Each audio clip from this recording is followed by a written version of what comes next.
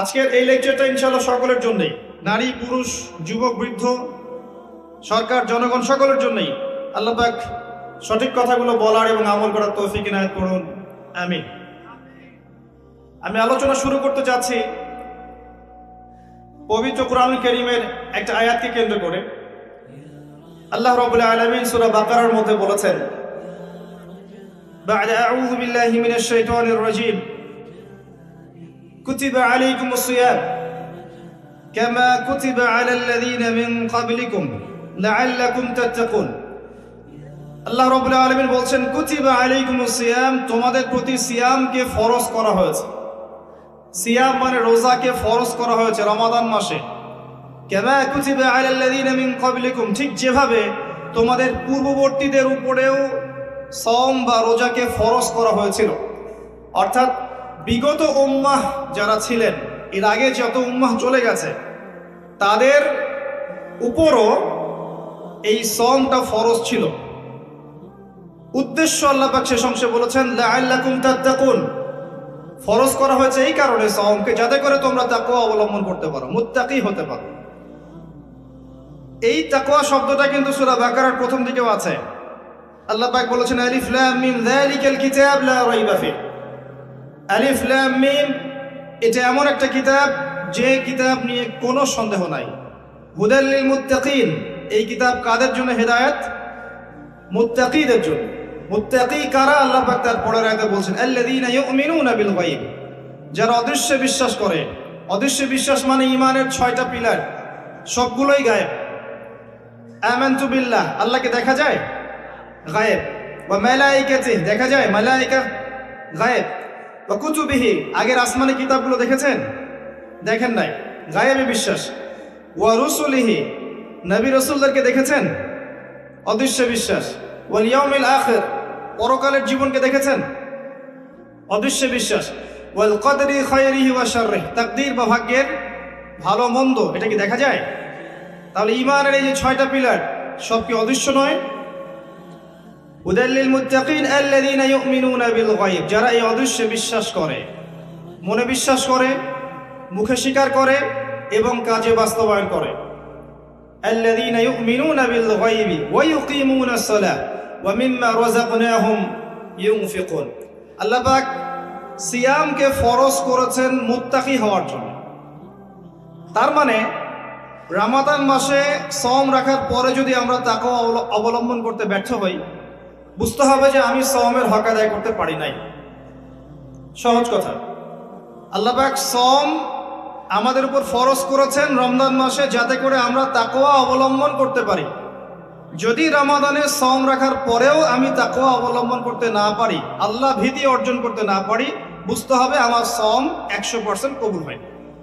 Simple. তাকওয়া কি জিনিস?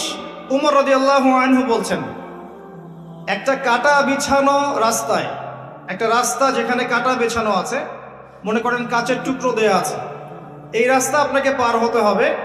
আপনি যত সতর্কতার সাথে পা ফেলবেন পার হওয়ার জন্যে, এটা হচ্ছে তাকওয়ার উদাহরণ। জীবনে চলার পথে অন্যায় থাকবে, শয়তানের টোপ থাকবে, আল্লাহ দ্রোহী হওয়ার সুযোগ থাকবে, পাপাচারে লিপ্ত হওয়ার সুযোগ থাকবে। আপনি বেছে বেছে পা ফেলে ফেলে আগাচ্ছেন, এগুলোতে পা দিচ্ছেন না, এর নাম হচ্ছে তাকওয়া। আমি কি বুঝাতে পারছি? আচ্ছা, তাকওয়া মানে শুধু এটাই নয় যে আল্লাহ যা আদেশ করেছেন এগুলোই করব, বরং আল্লাহ পাক যা নিষেধ করেছেন এগুলোকে ছেড়ে দেওয়ার নামও তাকওয়া। আর নবী সাল্লাল্লাহু আলাইহি ওয়াসাল্লাম বলছেন, তাকওয়া মনের ব্যাপার, কলবের ব্যাপার। শুধুমাত্র বাহ্যিক লেবাস পোশাকে তাকওয়ার পরিচয় নয়। আমার দাড়ি, আমার টুপি, জুব্বা, পাগড়ি যে তাকওয়ার একমাত্র পরিচয়, এমনটা নয়। আর তাকওয়া হ্যাঁ হুনা, নবী সাল্লাল্লাহু আলাইহি ওয়াসাল্লাম বলছেন তাকওয়া হচ্ছে এখানে, কলিজায়, কলবে। আর কলবটাকে দেখা যায় না, দেখা যায়? শুধুমাত্র আল্লাহ দেখতে পারেন কার মনে কি চলছে। তাই মনের মধ্যে খারাপ বিষয় রেখে, নোংরামি রেখে, অশ্লীলতা রেখে, হিংসা, বিদ্বেষ, দুনিয়ার প্রতি আসক্তি, অহংকার, রিয়া, এগুলো রেখে মানুষের কাছে ভালো সাজা যেতে পারে, আল্লাহর কাছে সম্ভব না। আল্লাহ পাকের কাছে যে ব্যক্তি ফেয়ার, নির্দোষ, নিষ্পাপ, মাজলুম, আল্লাহর কাছে যে ব্যক্তি কবুলিয়াত পেয়েছে, সারা দুনিয়ার মানুষ মিলেও তাকে জাহান্নামে নিয়ে যেতে পারবে না। পারবে? আর আল্লাহ পাকের কাছে যে ব্যক্তি দূষিত হয়ে গেছে, আর আল্লাহ পাক জানে তার কলবে কি আছে, আল্লাহ পাক তার দৃষ্টিতে দেখছেন তার কলবে কি আছে। আল্লাহ যদি তাকে রিকগনাইজ করেন যে এর কলবে দোষ আছে, ত্রুটি আছে, হিংসা আছে, পরশ্রী কাতরতা আছে, রিয়া অহংকার আছে, অশ্লীলতা আছে, শিরক আছে, কুফর আছে, আল্লাহ পাক তাকে জাহান্নামে পাঠাবেন ইনশাআল্লাহ। তো তাকওয়া মনের ব্যাপার, তাকওয়া বাইরের লেবাস পোশাকের বিষয় নয়। আল্লাহ পাক সিয়ামকে উদ্দেশ্য করে বলছেন, রোজা আমি ফরজ করেছি যাতে তোমরা মুত্তাকি হতে পারো। এবার এখান থেকে আমাদের শিক্ষা কি? আমরা সওম রাখি, দেখা যায় মাশাআল্লাহ আমরা সাহরি করি, আমরা ইফতার করি, মাঝখানে না খেয়ে থাকি, স্ত্রী সহবাস করি না। কিন্তু রোজা রেখেও আমাদের অনেক ব্যক্তি আছেন যারা সুদ খান, রোজা রেখে অনেক ব্যক্তি আছেন যারা ঘুষ নেন। আমাকে বলতে দেন, আমি ভুলে যাব না, আপনারা ঠিক বলতে থাকলে আমি ভুলে যাব। রোজা রেখে অনেক ব্যক্তি আছে যারা জেনা করছে, রোজা রেখেছে বয়ফ্রেন্ড গার্লফ্রেন্ডের সাথে ফ্রি মিক্সিংয়ে আছে, রোজা রেখেছে দেখবেন মাপে কম দিচ্ছে, মাপে ওজনে কম দিচ্ছে, রোজা রেখেছে কিন্তু দুর্নীতি করছে, রোজা রেখেছে অন্যের সম্পদ আত্মসাৎ করছে, রোজা রেখেও ব্যবসায়িক পণ্য মজুত করে বাজারে সিন্ডিকেট সৃষ্টি করছে, পণ্যের দাম ইচ্ছাকৃতভাবে বাড়িয়ে দিচ্ছে, মানুষ অসহায়ের মতো নিত্য প্রয়োজনীয় দ্রব্যের জন্য কি হাহাকার টানা করছে। রোজা রেখে যদি মানুষ এই কাজগুলো করে, আবার দেখা যায় রোজা রেখেও মানুষ নামাজ পড়ছে না। অনেকেই রোজা রেখেছে শুধু তারাবির নামাজ পড়ে 5 ওয়াক্ত নামাজ জামাতে পড়ছে না, রোজা রেখেও যাকাত দিচ্ছে না, রোজা রেখেছে মিথ্যা কথা বলছে, রোজা রেখেছে মানুষের গীবত করছে, রোজা রেখে ঝগড়া বিবাদ করছে।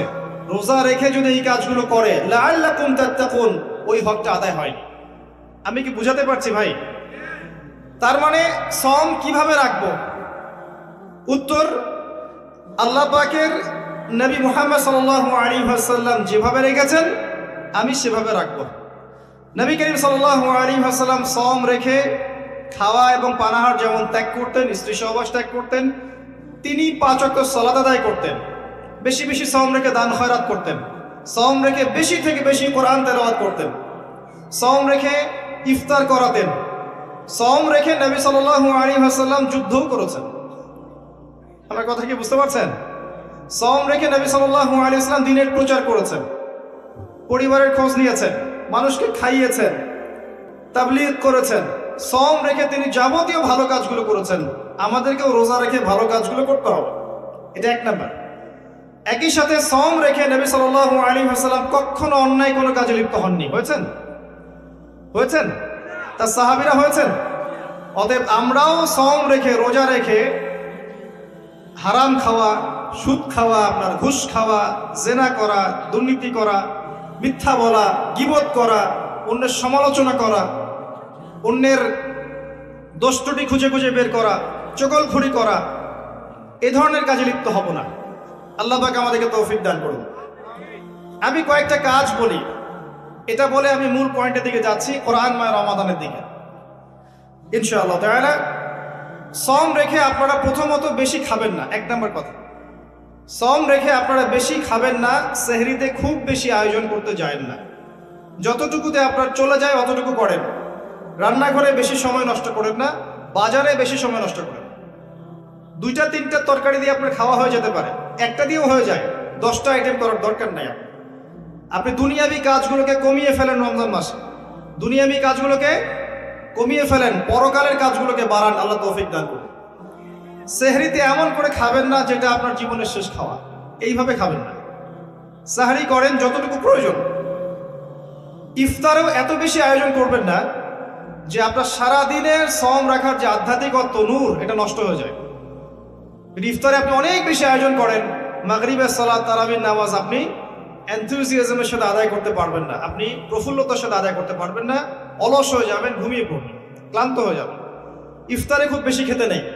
আমি কিছু প্র্যাকটিক্যাল কথা বলছি, আমল করতে পারলে ইনশাল্লাহ কল্যাণ হবে। আমি নিজে চেষ্টা করি, আপনাদেরকেও বলছি, আল্লাহ পাক তৌফিক দান করুন। এরপরে সওম রেখে আপনি বেশি বেশি ফরজের পাশাপাশি নফল নামাজ পড়ার চেষ্টা করেন। ফরজ তো পড়বেনই, 5 ওয়াক্ত সালাত জামাতে অবশ্যই পড়বেন। যারা 5 ওয়াক্ত নামাজ জামাতে পড়ি না, রমজান মাসটা সুবর্ণ সুযোগ, 5 ওয়াক্ত সালাত জামাতে পড়ুন, পারা যাবে ইনশাআল্লাহ। এর পাশাপাশি দৈনিক 12 রাকাত সুন্নত পড়বেন। দৈনিক 12 রাকাত যে ব্যক্তি সুন্নাহ আদায় করে তার জন্য জান্নাতে একটা করে ঘর নির্মাণ করা হয়। দৈনিক একটা করে ঘর পেতে পারেন জান্নাতে যদি দৈনিক 12 রাকাত নফল বা সুন্নাহ আদায় করেন। এটা কি 12 রাকাত? ফজরের আগের 2, জোহরের আগে 4, পরে 2, 6 আর 2 8, মাগরিবের পরে 2 10, এশার পরে 2 12। এই 12 রাকাত নফল বা সুন্নাহ যে আদায় করে প্রত্যেক দিন তার জন্য জান্নাতে একটা করে ঘর নির্মাণ করা হয়। সুবহানাল্লাহ। রমজান মাসে এটা ছাড়বেন না ইনশাআল্লাহ, আল্লাহ পাক তৌফিক দান করুন। এবং 5 ওয়াক্ত সালাত তো অবশ্যই জামাতে পড়বেন, আল্লাহ পাক তৌফিক দান করুন, আমিন। বিশেষভাবে ফজর এবং এশা এবং আসর এগুলো যেন জামাত না ছোটে। যদি কারো ছুটেও যায় আপনি একা পড়ে নেবেন। যদি ঘুমিয়ে থাকেন ঘুম থেকে উঠলেই পড়ে নেবেন।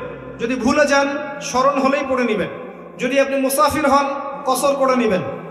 নামাজ ছাড়া যাবে না। এমন একটা জায়গা আপনি আছেন যেখানে আপনার কোনো কাপড়ই নাই, মনে করেন আপনার কোনো পবিত্র কাপড়ই নাই, এমন একটা জায়গায় আপনি আছেন, কোনো কাপড় নাই, অজুর পানিও নাই, আপনার তায়াম্মুমের মাটিও নাই, আপনি কি করবেন? নামাজ পড়বেন না?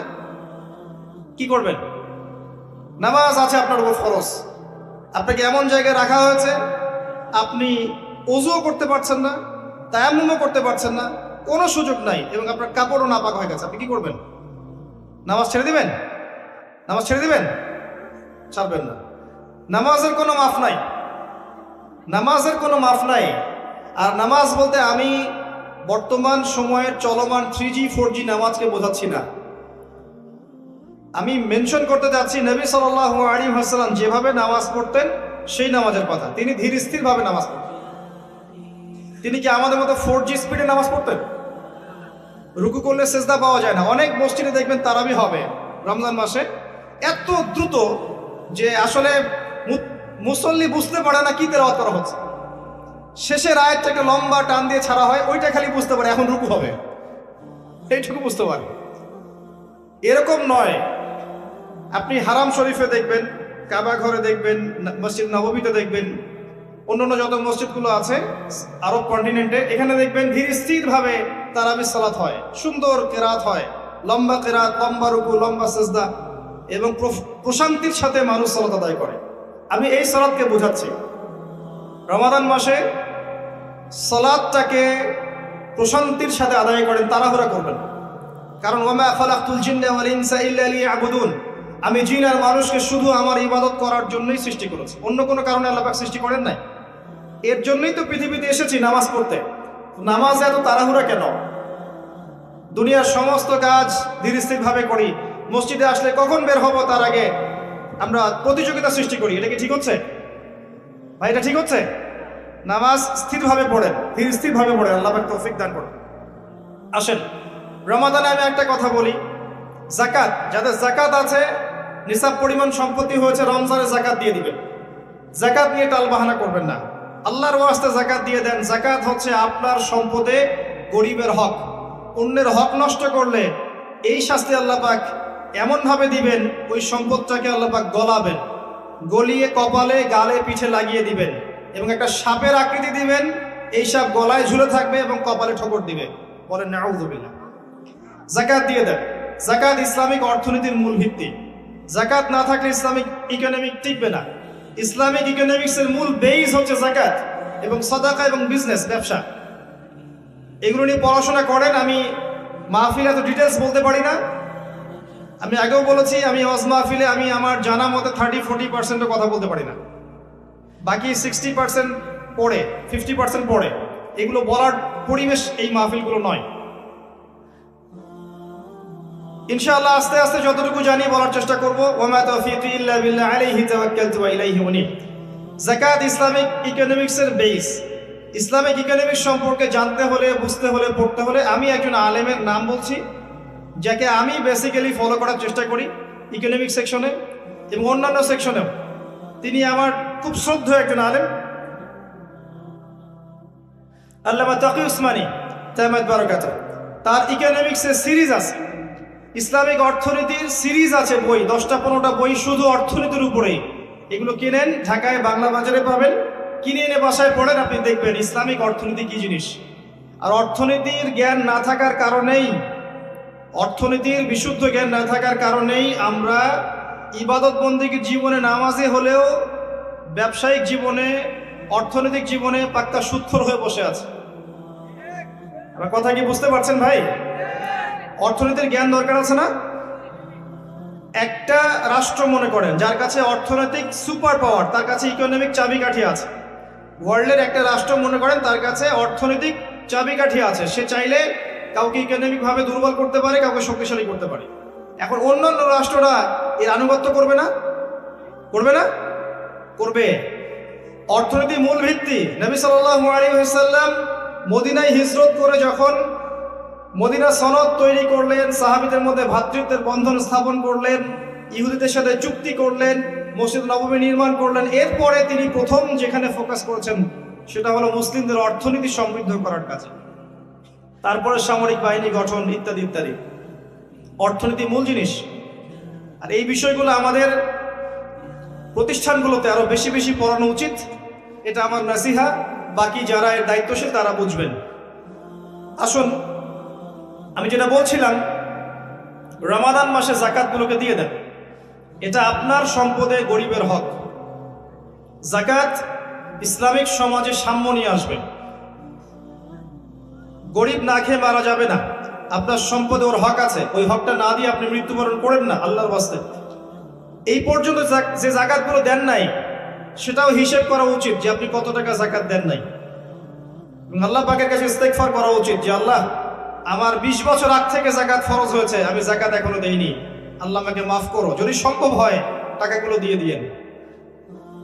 আল্লাহ পাক তৌফিক দান করুন, দোয়া করি আমি। রমজান মাসে বেশি থেকে বেশি তাসবিহ তাহলিল করবেন, বেশি বেশি, সময় নষ্ট করবেন না। হয়তো ফেসবুকে কমেন্ট করতে গিয়ে, পোস্ট দিতে গিয়ে অহেতুক সময় নষ্ট করবেন। এগুলোর কোনো ফায়দা নাই, এগুলোর খুব একটা ফায়দা নাই। বাস্তবিক মাঠে ময়দানে যারা কাজ করে এদের মধ্যে ফায়দা আছে। মুসলিমরা মাঠে কাজ করবে, মাঠে। এখন যারা মাঠে কাজ করছে তারা ফেসবুকে এত শোডাউন করে না, এত আইওয়াশ করে না। আপনি কি আজকে জানতে পেরেছেন যে বাংলাদেশে কতজন মানুষ খ্রিস্টান হয়েছে? জেনেছেন? আপনি কি আজকে জানতে পেরেছেন যে বাংলাদেশে কতজন মানুষ কাদিয়ানি হয়েছে? জেনেছেন? আপনি কি আজকে জানতে পেরেছেন যে বাংলাদেশে কতজন মানুষ আহলে কোরআন হয়েছে এবং শিয়া হয়ে গেছে? আপনি কি জানতে পেরেছেন? যারা এই কাজগুলো করছে বা করে তারা এত শোডাউন করে না। আর আমরা কাজের চেয়ে শোডাউনে বেশি অভ্যস্ত। আল্লাহ পাক আমাদেরকে বোঝার তৌফিক দান করুন। মসজিদে কাজ করেন, মসজিদ ভিত্তিক দাওয়া দেন, খুতবা দেন, তালিম করেন, আল্লাহর রাস্তায় সময় লাগান, মাঠে ময়দানে দিনের কাজ করেন, ইনশাল্লাহ দিন এগিয়ে যাবে ইনশাল্লাহ। অনলাইন একটা অপশন যেখানে আপনি বিশুদ্ধ বিষয়গুলো প্রচার করতে পারেন। এটা ঝগড়া করার প্ল্যাটফর্ম নয়, এটা কাউকে বিতর্কিত করার প্ল্যাটফর্ম নয়, এটা কারো প্রতি বিদ্বেষ ঝাড়ার প্ল্যাটফর্ম নয়, এটা মনের দুঃখ প্রকাশের প্ল্যাটফর্ম নয়। এটা একটা মাধ্যম যেটা নিয়ন্ত্রণ করে ইহুদি খ্রিস্টানরা। এই মাধ্যমটা নিয়ন্ত্রণ করে কারা? ইহুদি খ্রিস্টানরা। ইহুদি খ্রিস্টানের প্ল্যাটফর্মে গিয়ে দিনের কতটুকু খেদমত হয় এটা আল্লাহ ভালো জানেন, আমরা বুঝি না খুব একটা। অনেক সময় মনে করছেন যে অনেক প্রচার প্রসার হচ্ছে, কল্যাণের চেয়ে এখানে অকল্যাণ অনেক বেশি আছে, সময় হলেই বুঝতে পারবেন ইনশাআল্লাহ। কল্যাণের চাইতে এখানে যে অকল্যাণ বেশি আছে এটা সময় হলে বুঝতে পারবেন ইনশাআল্লাহ। আমি অপেক্ষা করছি সময়ের জন্য, আমি সময়ের অপেক্ষা করতে বলছি, সময়টা হোক তখন বুঝতে পারবেন ইনশাআল্লাহ এগুলোর মধ্যে কল্যাণের চাইতে অকল্যাণটা বেশি ছিল। এগুলো নিয়ন্ত্রণ মুসলিমদের হাতে নেই, এটা টোটাল নিয়ন্ত্রণ বাইরে।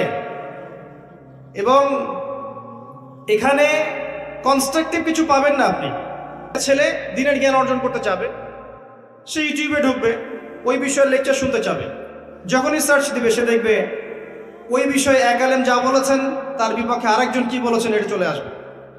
অমুক যা বললেন তমুকের বিরুদ্ধে, তমুক যা বললেন তমুকের বিরুদ্ধে, এটা চলে আসবে।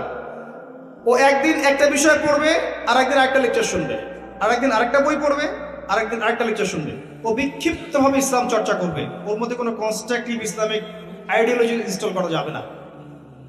আমরা কি স্কুল লাইফে এভাবে পড়াশোনা করেছি? কলেজে এভাবে পড়াশোনা করেছি? মাদ্রাসায় কি এভাবে এলোমেলো পড়াশোনা করেছি? শুরুটা হয় একটা লেভেল থেকে, লেভেল 1, লেভেল 2, লেভেল 3, লেভেল 4, আস্তে আস্তে আস্তে আস্তে মানুষ একটা লেভেলে যায়। আর আপনি যখন অনলাইন সেকশনকে ইলম অর্জনের একমাত্র মাধ্যম বানিয়েছেন, তখন আপনার মস্তিষ্ক বিক্ষিপ্ত হয়ে গেছে। আপনি কি আমার কথা বুঝতে পারছেন? হয়তো বুঝতে পারছেন না। যখন আপনি অনলাইনটাকে দিনের জ্ঞান শেখার একমাত্র মাধ্যম বানিয়েছেন, তখন আপনার মস্তিষ্কটা বিক্ষিপ্ত হয়ে গেছে এবং আপনি এখানে গঠনমূলক বিষয়ের চাইতে সমালোচনা বেশি দেখেছেন। এবং এমনও কিছু কুরুচিপূর্ণ বিষয় আছে এখানে, যেটা দেখলে মানুষের ইসলাম সম্পর্কে বিরূপ ধারণা সৃষ্টি হয়। সময় হোক বুঝবেন। আর যারা এগুলোর প্রভাবে, যাদের উপরে জুলুম আর নির্যাতন এসেছে, তারা জানে যে ভিতরের বিষয়গুলো কি। যখন সময় আসবে বুঝবেন এগুলোর কল্যাণের চাইতে অকল্যাণ অনেক বেশি আছে।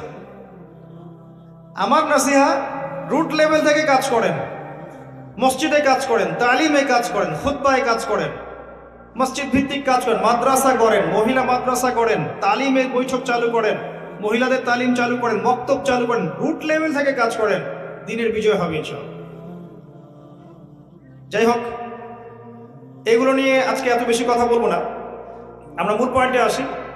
রমাজান কেন্দ্রিক কয়েকটা কাজের কথা আপনাদেরকে বলছি। সালাত, 5 ওয়াক্ত সালাত, নফল সালাত, দৈনিক 12 রাকাত সুন্নাহ এবং দিনের প্রতিটা কাজ নবী সাল্লাল্লাহু আলাইহি ওয়াসাল্লামের সুন্নাহ মতো করার চেষ্টা করা। ঘুম থেকে শুরু করে, ইস্তেঞ্জা থেকে শুরু করে প্রতিটা কাজ, ব্যবসা বাণিজ্য মুআমালাত সবকিছু করা যাবে ইনশাআল্লাহ। পাশাপাশি আল্লাহ পাকের জিকির বেশি বেশি করে করেন, বেশি থেকে বেশি আল্লাহর জিকির করেন, ইলম অর্জন করেন, আলেম ওলামার কাছে যান, যদি কোনো বিষয় না বোঝেন তাদেরকে জিজ্ঞাসা করেন, মক্তবে যান, মাদ্রাসায় যান, বাচ্চাদেরকে মক্তবে পাঠান, রমজান মাসটাকে এনজয় করেন, যাকাতগুলো দিয়ে দেন, বেশি বেশি দান সাদাকা করেন রমজান মাসে, বেশি থেকে বেশি মানুষকে ইফতার করানোর চেষ্টা করেন, বেশি থেকে বেশি মানুষকে ইফতার করানোর চেষ্টা করেন।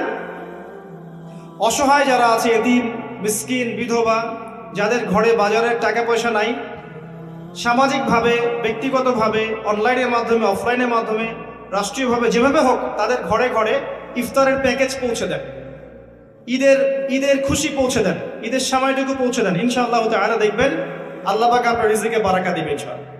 এই কাজগুলো করলে পরে একটা ভ্রাতৃত্বের বন্ধন আসবে।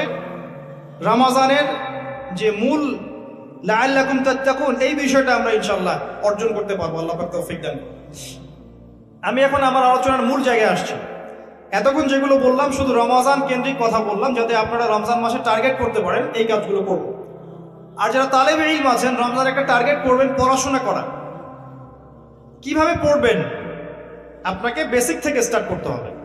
হুট করে একটা বই হাতে নিলেন ইসলামিক অর্থনীতির, আরেকটা কালকে একটা বই হাতে নিলেন ইসলামিক রাজনীতি, কালকে একটা বই হাতে নিলেন সহিহ বুখারী, পরশু একটা নিলেন কোরআনের তাফসীর।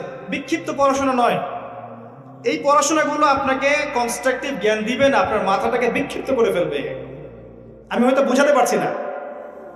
যদি কেউ তওবা করে ইসলামের দিকে আসে এবং চিন্তা করে আমি এখন পড়াশোনা করব, জ্ঞান অর্জন করব, আমল করব, দিনের জন্য কিছু করব, তখন তাকে একটা বেসিক থেকে পড়াশোনা স্টার্ট করতে হবে। এই বেসিক থেকে স্টার্ট করতে পারে সবচেয়ে ভালো মাদ্রাসার বাচ্চারা, মাদ্রাসার সাথে সম্পৃক্ত যারা, তারা সৌভাগ্যবান। আমরা দোয়া করি আল্লাহ পাক তাদেরকে আরো বারাকা দান করুন। কিন্তু জেনারেল যারা, তাদের সমস্যা আছে, কারণ তারা কোনো সঠিক গাইডলাইন পায় না যে প্রথমে কোন বইটা পড়বো, তারপর কি ইত্যাদি ইত্যাদি। আমি আপনাকে আমার লাইফ থেকে একটা নসিহত করছি, সহজ কিতাব থেকে শুরু করে আস্তে আস্তে আস্তে আস্তে কঠিনের দিকে যান। কথা কি বুঝতে পারছেন ভাই? সহজ কিতাব মানে কি? ধরেন আপনি কোরআন তেলাওয়াত করতে জানেন না, আগে আপনাকে কোরআন তেলাওয়াত শিখতে হবে, বেসিক তেলাওয়াত শিখতে হবে, তাসবিহ শিখতে হবে। এরপরে আপনি মনে করেন কোরআন তেলাওয়াতে পারদর্শী হয়ে গেছেন, এখন আপনাকে বিশুদ্ধ করে কোরআন নিয়মিত পড়ার চর্চা করতে হবে, ডেইলি এক পারা করে, যাতে আপনার মুখের মধ্যে জড়তা কেটে যায়, আপনি বেশি বেশি ফ্লুয়েন্টলি কোরআন তেলাওয়াত করতে পারেন। এরপরে আসবে এই লেভেল যখন আপনাকে আরবি ভাষা, সাহিত্য, ব্যাকরণগুলো শিখতে হবে। ফর এক্সাম্পল, যে মিজান মুনসাহিব বলেন, নাহু সরফের কিতাবগুলো বলেন, এই যে বইগুলো আছে, এসো আরবি শিখি, বেসিক কিছু কিতাব, এই কিতাবগুলো আপনাকে পড়তে হবে। এই কিতাবগুলো কিন্তু আপনি একা একা পড়তে পারবেন না, এগুলো আপনাকে অবশ্যই ওস্তাদের কাছে গিয়ে পড়তে হবে। এবং আমি সবসময় বলি যে বাংলাদেশের প্রেক্ষাপটে কওমি ঘরানার যে ওলামায়ে কেরাম আছেন তারা এই বিষয়ে অনেক অনেক অনেক বেশি দক্ষ। তাদের কাছে গেলে আপনি বিশুদ্ধ জ্ঞানটা পাবেন ইনশাআল্লাহ। এটা আমার নাসিহত। দেখেন, আমি এমন মানুষ নই, যদি আপনি আমাকে একটা থাপ্পড় দেন এবং আপনার মধ্যে যদি কোনো খায়ের বা কল্যাণ থাকে, আমি বলবো যে আপনার মধ্যে এই কল্যাণটা আছে। এই মানসিকতা অর্জন করতে না পারলে আল্লাহর কবুলিয়াত আপনার কাছে আসবে না। অতএব মন থেকে কলবুন সালিম হয়ে যান, স্বচ্ছ হয়ে যান। এই জায়গায় আমি বলছি, এই সেক্টরে ওলামায়ে কেরামের কাছে গেলে আপনি সঠিক বিশুদ্ধ আরবিকের জ্ঞানটা পাবেন। আস্তে আস্তে আপনি গভীর ফিকহের জ্ঞান পাবেন, উসুলে ফিকহ, উসুলে হাদিসের জ্ঞানগুলো পাবেন, তাফসীরের গভীর জ্ঞানগুলো পাবেন। আমি বলছি না অন্য সেকশনে যে আলেমরা আছেন তাদের কাছে নাই, এটা বলছেন। আমার পরামর্শ, এখানে গেলে আপনি বেশি পাবেন। একটা বিষয় আছে, আপনি বিরিয়ানি খাচ্ছেন আর আপনাকে দেওয়া হচ্ছে সাদা ভাত। আপনার ভালো লাগে বিরিয়ানি, তা আপনি কি বিরিয়ানি খাবেন না? যেটা বেস্ট আপনি সেটা খেতে চাবেন। তো সেটাই আমি বলছি আপনাকে, যেটা বেস্ট আমার কাছে মনে হচ্ছে আপনি সেখানে যান। আমার পরামর্শ, আপনি চাইলে মানতেও পারেন, না চাইলে নাও মানতেন, এটা আপনার ইখতিয়ার। আমি আপনাকে জোর জবরদস্তি করতে পারবো না। এরপরে আপনাকে আসতে হবে সহজ হাদিসের কিতাবগুলো এবং সহজ ফিকহের বইগুলো, যেমন ফিকহুল মুয়াসসার, এই বইটা পড়তে পারেন।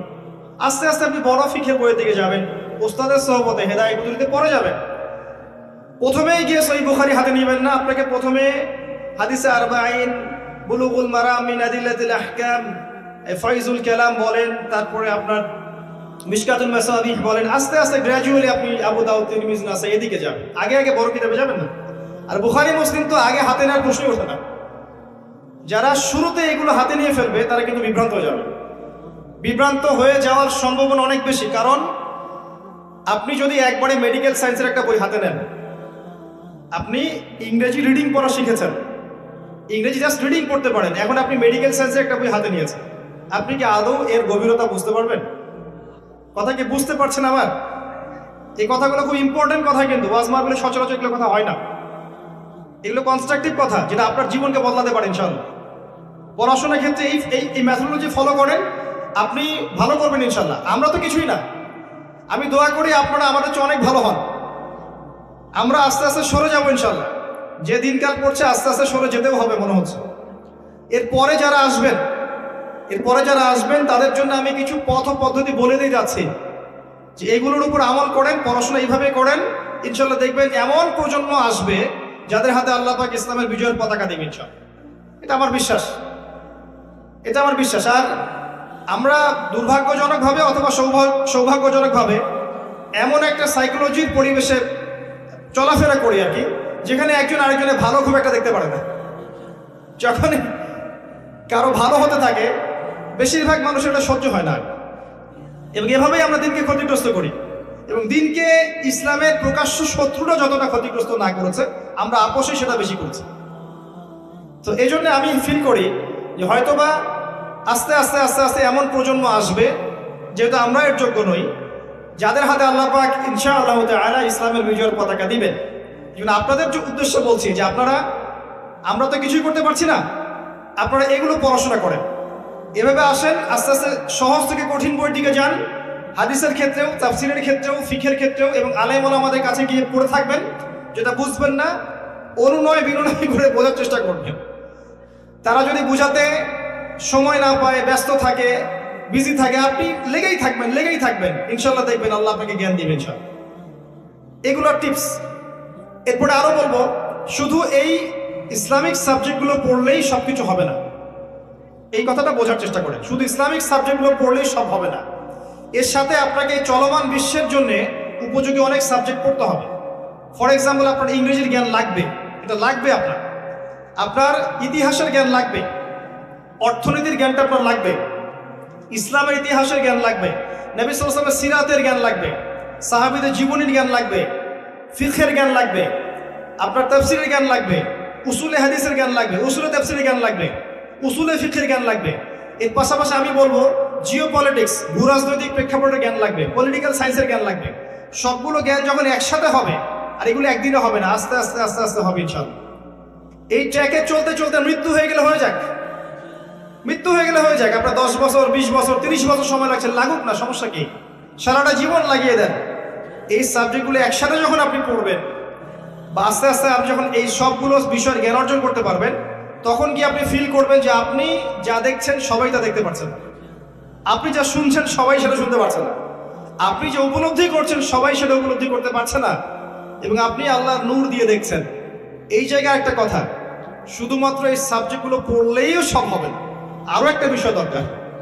সেটা হলো মনের মধ্যে কোনো হিংসা রাখা যাবে না, মনটা ফ্রেশ পবিত্র রাখতে হবে। হিংসা, বিদ্বেষ, রিয়া, অহংকার, গীবত, তহমত এগুলো ঊর্ধ্বে থাকতে হবে। আপনাকে এগুলো ঊর্ধ্বে থাকতে হবে। আপনাকে মানুষ গালি দেখ, বিতর্কিত করুক, ভালো বলুক, মন্দ বলুক, হাবি যাবি যা ইচ্ছা বলুক, এটা আপনার জন্য খায়ের এবং কল্যাণকর। কিভাবে? পরকালের মাঠে উঠে আপনি অনেক নেকি পাবেন ইনশাআল্লাহ, free of cost. Free of cost যারা এগুলো করবে বা করছে আপনার এগেনস্টে, আপনি কিয়ামতের মাঠে উঠে দেখবেন লাখ লাখ কোটি কোটি নেকি আপনার আমল নামে শেয়ারের মাধ্যমে শেয়ার হচ্ছে। কিভাবে? কারণ তারা আপনাকে বিতর্কিত করেছে, মিথ্যা বলেছে, অপবাদ দিয়েছে, গীবত করেছে, গালি দিয়েছে, কিন্তু আপনি এর যোগ্য ছিলেন না, আপনি মাজলুম ছিলেন। অতএব আল্লাহ পাক আপনাকে জাযা দিবেন, এটা আপনার জন্য খায়ের, কল্যাণকর। ওই জন্য এগুলো ঊর্ধ্বে থাকতে হবে আপনাকে। ঊর্ধ্বে থেকে বেশি বেশি আল্লাহর জিকির, তাজকিয়া, আল্লাহর কাছে কান্নাকাটি করা, দোয়া করা, ভিক্ষা চাওয়া, আল্লাহ আমাকে ইলম দাও, আল্লাহ আমাকে ইলম অনুযায়ী আমল দাও, আল্লাহ আমাকে তোমার নূর দাও, যাতে করে আমি তোমার নূর দিয়ে দেখতে পারি। ইনশাআল্লাহ তখন আপনার কলবের মধ্যে আত্মশুদ্ধি আসবে ইনশাআল্লাহ তাআলা। তখন দেখবেন এইরকম আলোর প্রদীপওয়ালা যদি হাজার হাজার মানুষ তৈরি হয়, প্রত্যেকটা ঘরে ঘরে একটা করে, তখন একটা সমাজকে আপনি পাবেন, যেই সমাজের হাতে ইসলামের বিজয়ের পতাকা উঠবে ইনশাআল্লাহ। আমাদের মূল সমস্যা হচ্ছে আত্মশুদ্ধি এবং অজ্ঞতা। আসেন ভাই, কি বিরক্ত হচ্ছেন? কিছু বেসিক কথা বললাম, এই কথাগুলো সবগুলো যে আমাকে সবাই শিখিয়ে দিয়েছে এমন নয়। কিছু কিছু বিষয় আমি নিজে অভিজ্ঞতা থেকে শিখেছি, চলতে ফিরতে শিখেছি, মানুষের সাথে মিশতে গিয়ে শিখেছি। যে কথাগুলো বললাম, এটা যদি আপনি আমল করতে পারেন, আপনার সন্তানকে শেখাতে পারেন, আমি খুবই আশাবাদী পরবর্তী প্রজন্মকে নিয়ে তারা ইনশাআল্লাহ তাআলা আল্লাহর জমিনে দেখবেন আল্লাহর দ্বীন প্রতিষ্ঠা করবে ইনশাআল্লাহ। আমরা হয়তো কিছু পারছি না, আমরা সব যোগ্যও নই। যখন আমরা যোগ্য হব না এবং পারবো না এবং দায়িত্ব অবহেলা করব, আল্লাহ পাকের সুন্নাহ হচ্ছে ইস্তাবদিল কওমান গায়রাকুম, আল্লাহ পাক অন্য কওমকে এই জায়গায় নিয়ে আসবেন, সুম্মা লা ইয়াকুনু আমসালাকুম, তারা তোমাদের মতো হবে না। আসুন রমজান মাসে ইলম চর্চা করুন। আর চর্চার কিছু আমি পথ বলে দিলাম, এভাবে চর্চা করেন। সহজ থেকে কঠিনে যান, আগে কঠিনে যাবেন না। এবং যেটাই বুঝবেন না সেটাই আলেমের কাছে। আর আপনি সব বুঝবেন না এমন নয়, অনেক কিছু আপনি বুঝবেন, অনেক কিছু আপনি বুঝবেন, যেটা বুঝবেন না সেটা আপনি আলেমের কাছে যাবেন। আর যে বিষয়গুলো কিনে উম্মার মাঝে ইখতিলাফ আছে, যে বিষয়গুলো কিনে উম্মার মধ্যে ইখতিলাফ আছে, আপনার কাদা ছোড়াছুড়ি আছে, দলাদলি আছে, ইত্যাদি ইত্যাদি, একে অপরের সমালোচনা করতে ব্যস্ত হয়ে আছে, এগুলো আপনি টেকনিক্যালি এড়িয়ে চলেন। উম্মার এই ক্রান্তিকালে এগুলো নিয়ে সময় নষ্ট করার দরকার নেই। আপনি মূল বিষয়গুলোর দিকে ফোকাস করে এগিয়ে যান ইনশাআল্লাহ। মূল বিষয় কি? সালাত। মূল বিষয় যাকাত, সাওম, হজ, উমরা, আমর বিল মারুফ, নাহি আনিল মুনকার। মূল বিষয় হচ্ছে আল্লাহর জমিন, আল্লাহর দ্বীন, তাওহীদ, সুন্নাহ, আপনার বেদাত, শিরক, এগুলো মূল বিষয়। হালাল হারাম, রিবা, জিনা, জায়নিস্ট মুভমেন্ট, ইসলামের এগেইনস্টে ইহুদি খ্রিস্টানদের ষড়যন্ত্র, এগুলো তো মূল বিষয়। মূল বিষয়গুলো কিনে এগিয়ে যান ইনশাআল্লাহ, দেখবেন বাকি বিষয়গুলো আল্লাহ পাক ঠিক করে দিবেন ইনশাআল্লাহ। আল্লাহ পাক আমাদের সবাইকে কনস্ট্রাকটিভ জ্ঞান অর্জন করার তৌফিক এনায়েত করুন, আমিন। প্রিয় ভাইয়েরা, এখানে আমি আসছি যে রমজানটাকে কোরআনময় করবেন কিভাবে। রমজানে এই আমলগুলো করবেন, আল্লাহ পাক তৌফিক দান করুন আমাকে, আপনাদের সবাইকে। একটা বিষয়ের দিকে ফোকাস করবো আমি এখন, সেটা হচ্ছে কোরআন কেন্দ্রিক রমাদান। এখন একটা আয়াতকে আমি শোনাচ্ছি আপনাদের সামনে, একটু পানি দিয়ে।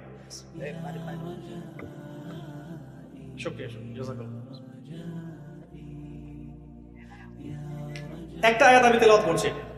আল্লাহ রাব্বুল আলামিন সূরা বাকারার মধ্যে বলেছেন, শাহরু রমাদানাল্লাযী উনজিলা ফীহিল কুরআন হুদাল লিন-নাস ওয়া বায়িনাতিন মিনাল হুদা ওয়াল ফুরকান। আল্লাহ রাব্বুল আলামিন বলছেন, রমাদান সেই মাস, রমাদান সেই মাস যেই মাসে আমি কোরআন নাজিল করেছি। বলেন সুবহান। রমাদান সেই মাস যেই মাসে আমি কোরআন নাজিল করেছি। কি জন্য নাজিল করেছি? হুদাল লিন-নাস, যাতে করে এই কোরআন মানব জাতিকে পথ দেখায়। হুদাল লিন-নাস শুধু মুসলিমদের জন্য নয়, বরং হুদাল লিন-নাস পুরো মানব জাতির জন্য কোরআন হচ্ছে হেদায়েত। ওয়া বায়িনাতিন মিনাল হুদা, এটা হচ্ছে স্পষ্ট একটা দলিল, একটা প্রমাণ। ওয়াল ফুরকান, সত্য মিথ্যার চূড়ান্ত মানদণ্ড। আল্লাহ পাক এই কিতাব সম্পর্কে আরো বলেছেন, যালিকাল কিতাব লা রাইবা ফি, এটা এমন একটা কিতাব যে কিতাবে কোনো সন্দেহ নাই। আরো বলেছেন, ওয়া ইন কুনতুম ফি রাইবিন মিম্মা নাযালনা আলা আবদিনা ফাতু বিসূরাতিন মিন মিথলি, যদি কোনো সন্দেহ থেকে থাকে কোরআন সম্পর্কে, একটা সূরা রচনা করে দেখাও, একটা সূরা এনে দেখাও। ওয়াদউ শুহাদাকুম মিন দুনিল্লাহি ইন কুনতুম সাদিকিন, তোমাদের সমস্ত সাক্ষীদেরকে ডেকে নিয়ে আসো, সহযোগিতা নাও, তারপরে একটা সূরা রচনা করে দেখাও। ওয়া ইল্লাম তাফআলু, যদি করতে না পারো, ওয়ালান তাফআলু, কোশ্চিনকালে পারবেও না, তাহলে ফাত্তাকুন নার আল্লাতী ওয়াকুদুহা আন-নাস ওয়াল হিজারা, তাহলে সেই আগুনকে ভয় করো যে আগুনের ইন্ধন হবে মানুষ আর পাথর। আল্লাহ পাক এখানে একটা বিষয় দিকে ফোকাস করছেন। কোরআন আল্লাহ পাক রমাদান মাসে নাজিল করেছেন, যে বইয়ে কোনো সন্দেহ নাই, যেটা স্পষ্ট প্রমাণ, যেটা বাইয়িনাত, যেটা হুদান, এবং যেটা হচ্ছে ফুরকান, ন্যায় অন্যায়, সত্য মিথ্যা, হক বাতিলের চূড়ান্ত মানদণ্ড আল্লাহর ওয়াহী আল কোরআন আল্লাহ পাক রমাদান মাসে নাজিল করেছেন। অন্য সূরা আল্লাহ বলেছেন ইন্না আনজালনাহু ফি লাইলাতিল কদর, আমি কদরের রাতে কোরআন নাজিল করেছি। আর কদরের রাত কি শবে বরাতে নাকি রমাদান মাসের শেষ দশকে? রমাদান মাসের শেষ দশকের বিজোড় রাত 21, 23, 25, 27, 29, এর মধ্যে একটা রাত হচ্ছে লাইলাতুল কদর। আল্লাহ পাক বলেন কদরের রাতে আমি কোরআন নাজিল করেছি এবং কোরআনের সমস্ত বিষয়ের সমাধান নাজিল করেছি। কোথায় আছে? সূরা নাহল 89 নম্বর আয়াত। আল্লাহ পাক বলেন ওয়া নাযালনা আলাইকাল কিতাব তিবয়ানান লিকুল্লি শাই, আমি এমন একটা কিতাব নাজিল করেছি হে নবী তোমার উপরে সাল্লাল্লাহু আলাইহি ওয়াসাল্লাম, যে কিতাবটা তিবয়ানান লিকুল্লি শাই, প্রত্যেকটা বিষয়ের ব্যাখ্যা। কোরআন প্রতিটা বিষয়েরই ব্যাখ্যা। ওয়া হুদান, এবং হিদায়াত, ওয়া রাহমাতান, এবং দয়া, ওয়া বুশরা লিল মুসলিমিন, মুসলিমদের জন্য সুসংবাদ। সূরা কাহফে আল্লাহ আরো বলেছেন ওয়া লাকাদ সাররাফনা ফি হাযাল কুরআন লিন-নাস মিন কুল্লি মাসাল, আমি মানব জাতির জন্য কোরআনে প্রত্যেকটা বিষয় ব্যাখ্যা করেছি, প্রতিটা বিষয়। ওয়া কানা আল-ইনসান আকসারা শাইইন জাদালা, কিন্তু মানুষ বেশিরভাগ বিষয়ে বিতর্ক করতে পছন্দ করে। সূরা বনী ইসরাঈলের মধ্যে একই আয়াত আছে। এখন কথা হচ্ছে আল্লাহ পাক কোরআন নাজিল করেছেন রমজান মাস লাইলাতুল কদরে। আমরা যে রমজান মাসকে এই আমলের মৌসুম হিসেবে নিয়েছি, এত মহিমান্বিত আল্লাহ পাক করেছেন, এর পিছনে একটা মাত্র মূল কারণ, রমাদানকে মহিমান্বিত করার একটা মূল কারণ, সেটা হচ্ছে রমজান মাসে কোরআন নাজিল করা হয়েছে। সুবহানাল্লাহ। কদরের রাতে যখন আইয়ামে জাহিলিয়াতের মধ্যে সুদ ছিল, শিরক ছিল, জিনা ছিল, ব্যভিচার ছিল, পাপাচার ছিল, আপনার গোত্রীয় হানাহানি ছিল, নারীর অবমাননা ছিল, মাদক ছিল, এরকম একটা সমাজের মধ্যে আল্লাহ পাক কোরআন নাজিল করেছে। আর মাত্র 23 বছর পরে গিয়ে আপনি দেখেন, 23 বছর পরে গিয়ে আরবে কোনো শিরক নাই, কোনো রিবা নাই, কোনো সুদ নাই, কোনো মাদক নাই, কোনো নারীর অবমাননা নাই, কোনো জেনা নাই, কিছুই নাই, গোত্রীয় হানাহানি নাই। 23 বছরের মধ্যে কোরআনের আলোকে জাহিলি সমাজ আলোকিত সমাজে পরিণত হচ্ছে। বলেন সুবহানাল্লাহ। কিভাবে হলো? কোরআনের হক আদায় করার কারণে। তারা কোরআন পড়েছেন, কোরআনের অর্থ বুঝেছেন, কোরআন হিফজ করেছেন, কোরআনের আদেশ মেনেছেন, নিষেধকে বর্জন করেছেন, কোরআনের দাওয়াত দিয়েছেন, কোরআনের লসগুলো প্রতিষ্ঠা করেছেন, কোরআনের হক আদায় হয়েছে, সমাজ পরিবর্তন হয়েছে। এখন রমজান মাসে আমরা কোরআনময় করব কিভাবে? এখন আপনি জানেন কোরআন কেন্দ্রিক রমাদান মাস। রমাদান মাস কেন মর্যাদা মণ্ডিত? এক কথায় উত্তর হচ্ছে এই মাসে কোরআন নাযিল করা হয়েছে। এখন অ্যাজ এ মুসলিম আমার কি দায়িত্ব? আমি কোরআনের সাথে কি আচরণ করব? আমি কিভাবে কোরআনময় রমাদান বানাবো? প্র্যাকটিক্যাল কিছু কথা বলছি, শুনেন। কয়েক শ্রেণীর মানুষ আছে। এক শ্রেণীর মানুষ যারা কোরআন আদৌ পড়তে জানেন, আছে না এমন মানুষ? হাত উঁচু করেন তো অনেস্টলি, কারা কারা কোরআন একদমই পড়তে জানেন না? আছে তো কিছু মানুষ কোরআন তিলাওয়াত করতে জানে না। আমি অনুরোধ করব এই রমাদান মাসটাকে গনিমত মনে করে আপনারা যারা কোরআন তেলাওয়াত করতে জানেন না, যে বা যারা যেখানেই আছেন, কোরআন তেলাওয়াত এই মাসে শিখে নেবেন। 1 মাস সময়ের মধ্যেই কোরআন তেলাওয়াত শেখা সম্ভব। কোরআনের হক আদায় করব, এক এক মানুষের দায়িত্ব এক এক রকম। যে ব্যক্তি কোরআন মোটেই তেলাওয়াত করতে জানে না, তার জন্য এই রমাদানে কোরআনের হক হচ্ছে সেই কোরআন অ্যাটলিস্ট তেলাওয়াত করা শিখবেন। পারা যাবে ইনশাআল্লাহ? জাস্ট তেলাওয়াত করা শিখবেন। আপনি আলিফ থেকে শুরু করে ইয়া পর্যন্ত অক্ষর শিখবেন, আপনি মদ শিখবেন, মাখরাজ শিখবেন, তাজবিদ শিখবেন, গুন্না শিখবেন, আপনি বাকি অ্যারাবিক ব্যাকরণের নিয়মগুলো শিখবেন। পারা যাবে ইনশাআল্লাহ? কিভাবে শিখবেন? অনলাইনে অনেক কোর্স করানো হবে রমজান মাসে। রমাদান মাসে কিন্তু অনলাইনে অনেক কোর্স করানো হবে, 1 মাসে করতে পারেন। অলরেডি অনেক কোর্স দেওয়াও আছে, শিখতে পারেন। অথবা আপনি সবচেয়ে ভালো হয় স্থানীয় আলেমের কাছে যাবেন, দৈনিক 30 দিন 30 রমাদান 1 ঘন্টা করে সময় দিবেন, ইনশাআল্লাহ আপনি শিখতে পারবেন। মসজিদে যারা দায়িত্বশীল আছেন, মসজিদকে 1 মাসে রমাদানে কোরআন শিক্ষা কোর্স চালু করেন, জনগণ ফ্রি শিখবে। আপনারা ইমাম সাহেবের বেতন দিবেন, পারবেন? আপনারা কমিটিতে যারা আছেন তারা ইমাম সাহেবের বেতন দিবেন, ভালো অঙ্কের হাদিয়া দিবেন, এবং তিনি এলাকার সমস্ত মানুষকে ফ্রি বিনামূল্যে কোরআন শিক্ষা দিবেন। করা যাবে ইনশাআল্লাহ? রমজান মাসটাকে কাজে লাগিয়ে যারা কোরআন একেবারেই তেলাওয়াত করতে জানেন না, তাদের দায়িত্ব হচ্ছে কোরআন তেলাওয়াত করা শেখা। এখানে আপনার জন্য কয়েকটা ফজিলত বলছি আমি, লিসেন ভাই।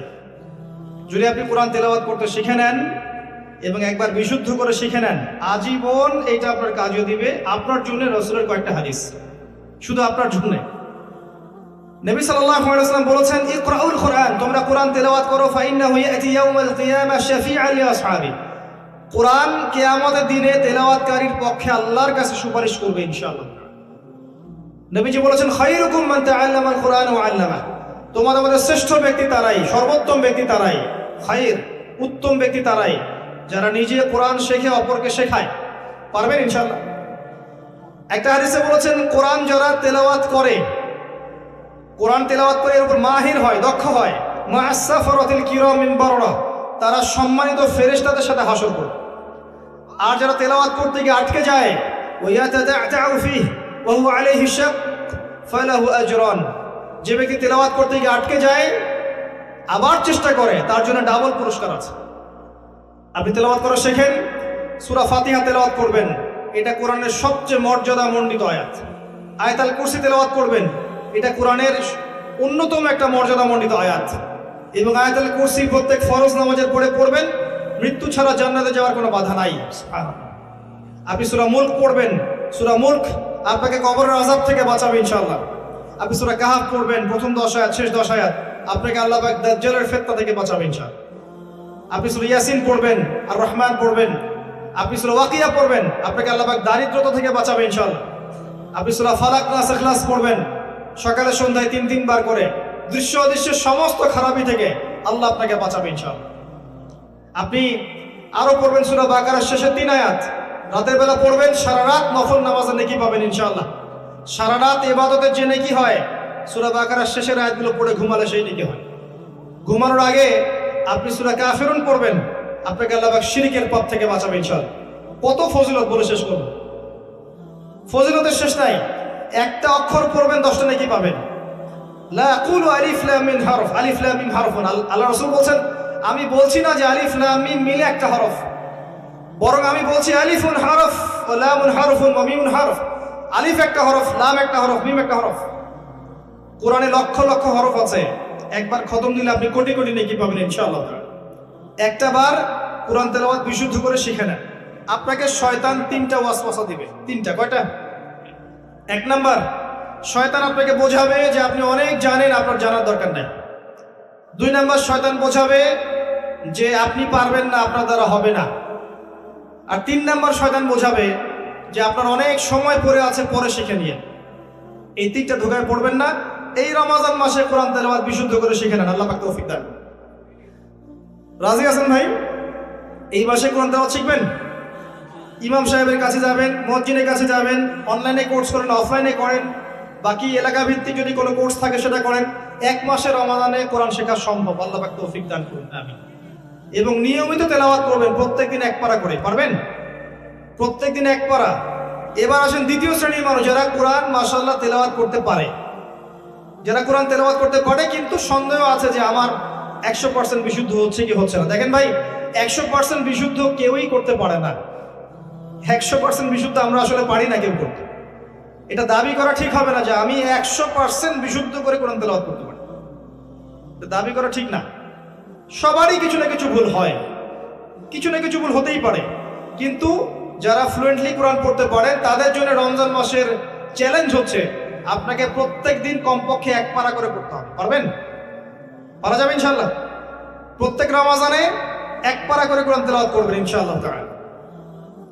আল্লাহ পাক তৌফিক দান করুন, দোয়া করি আমিন। এরপরে আরো উচ্চ লেভেলে আসেন, যারা কোরআনের হাফেজ, তাদের কি হক? তারা রমজানে কি করবে? রমাদান মাসে তারা কোরআনটাকে পুরোটাকে আবার ঝালাই করার চেষ্টা করবে। যারা হিফজ করেছে রমজান মাসে আবার এটাকে রিগেইন করবে, রিকল করবে, রিভাইজ করবে, করে করে আবার মুখস্থটাকে, ইয়াদদাশটাকে আবার শক্ত করার চেষ্টা করবে। আল্লাহ পাক তৌফিক দান করুন। এর সবচেয়ে ভালো অপশন হচ্ছে তারাবির নামাজ পড়ানো। যারা তারাবির নামাজ পড়ায় তারা সৌভাগ্যবান, তারা রমজানে কোরআনটাকে হিফজ করার একটা চর্চার সুযোগ পেয়ে যায়। এবং আমি রিকোয়েস্ট করবো তারাবির নামাজে এমন ব্যক্তিকে ইমামতির দায়িত্ব দিবেন যার তেলাওয়াতটা সুমধুর, যার তেলাওয়াত শুনে নামাজে মনোযোগ বৃদ্ধি পায়, এমন ব্যক্তিকে দিবেন। আর রমজান মাসে আল্লাহর ওয়াস্তে ইমাম, খতিব, মুয়াজ্জিনদের বেতন বাড়াবেন। সবকিছু বাড়ে, তাদের বেতন বাড়ে না, এটা ঠিক নয়। সবকিছুর দাম বাড়ে, সবকিছুর মান বাড়ে, ইমাম, খতিব, মুয়াজ্জিন তাদের বেতন বাড়বে না, এটা ঠিক নয়। আপনি তাদের পরিবারের দায়িত্ব নিয়ে নেবেন রমজান মাসে। তারা শুধু খুতবা দিবে, দিনের চর্চা করবে, তারাবি পড়াবে, নামাজ পড়াবে, তারা দিনের পথে কাজ করবে। তাদের ফ্যামিলির দায়িত্ব কে নিবে? আমরা না নিলে কে নিবে? তাদেরকে ভালো অঙ্কের বেতনের ব্যবস্থা করবে যাতে ওদের কোনো টেনশন না থাকে। আল্লাহ পাক, আমি এটা খুব কষ্ট পাই তাদের জন্য। অনেক মসজিদে আমরা গিয়েছি, দেখেছি ইমাম সাহেবের বেতন 5,000 টাকা, মুয়াজ্জিন সাহেবের বেতন 5,000 টাকা। 5,000 টাকা দিয়ে সংসার চলে এখন? 10,000 টাকা দিয়ে সংসার চলে আদৌ এখন? আপনার সয়াবিনের দাম কত, চালের দাম কত, ডালের দাম কত? মাজলুম, তারা কিছু বলতেও পারে না। ওই যে কমিটির কাছে বন্দি হয়ে থাকে, কমিটির কাছে বন্দি। আর দেখবেন অনেক মসজিদের কমিটির মেম্বারই নামাজ পড়ে না, আছে না? ইমাম সাহেবদেরকে সম্মান দেন, মুয়াজ্জিন সাহেবদেরকে সম্মান দেন, তাদের বেতন ভাতা বাড়িয়ে দেন, তাদেরকে বাইরে টেনশন করতে বাদ দিতে বলেন, তাদের দায়িত্ব পালন করতে বলেন। আপনি তাদের ভালো হাদিয়া এবং ভালো পরিবারের অন্ন বস্ত্রের ব্যবস্থার চেষ্টা করেন, ইনশাআল্লাহ তাআলা দেখবেন আপনার রিজিকেও বরকত হবে ইনশাআল্লাহ।